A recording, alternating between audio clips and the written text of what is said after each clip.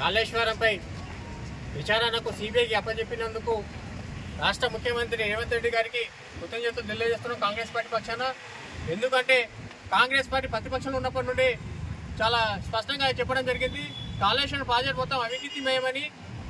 ఈ విషయంలో హరీష్ రావు కూడా మా కాంగ్రెస్ పార్టీ అధికారంలో వచ్చిన తర్వాత ఏ విచారణ చేసుకుంటారో చేసుకోండి, మా అవినీతి జరగలేదని చెప్పడం జరిగింది. ఆ తర్వాత జ్యుడిషియల్ కమిషన్ వేస్తే ఆ కమిషన్ని వ్యతిరేకించారు. ఆ తర్వాత కమిషన్ ఇచ్చిన రిపోర్ట్ను మేము అసెంబ్లీలో చర్చించడానికి సిద్ధమని చెప్పిన హరీష్ రావు అసెంబ్లీ సమావేశాల ముందు హైకోర్టుకు పోయి స్టే తెచ్చుకునే ప్రయత్నం చేసిండు.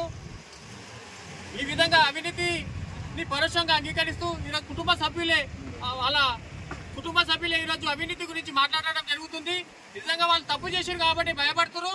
వాళ్ళకి మద్దతుగా నిన్న గజ్వేల్ పట్టణంలో కూడా అవినీతి పరువులకు మద్దతుగా ధర్నా చేయడానికి గజ్వేల్ ప్రజలు సహించాలని కూడా తెలియజేస్తున్నాం.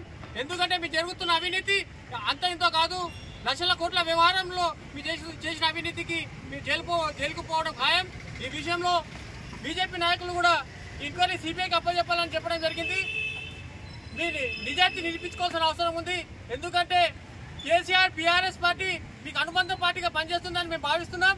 ఇది వాస్తవం కాదని తెలియజేయడానికి మీరు సిబిఐని నిష్పక్షపాతంగా ఎంక్వైరీ చేసి నిందితులపై కఠిన చర్యలు తీసుకోవాల్సిన అవసరం ఉందని, ఈ బాధ్యత పూర్తిగా బీజేపీది అని, ఒకవేళ ఏమాత్రం వెనుకకపోయినా పూర్తి బాధ్యత బీజేపీ పార్టీ వహించాల్సి ఉంటుందని సందర్భంగా తెలియజేస్తున్నాం.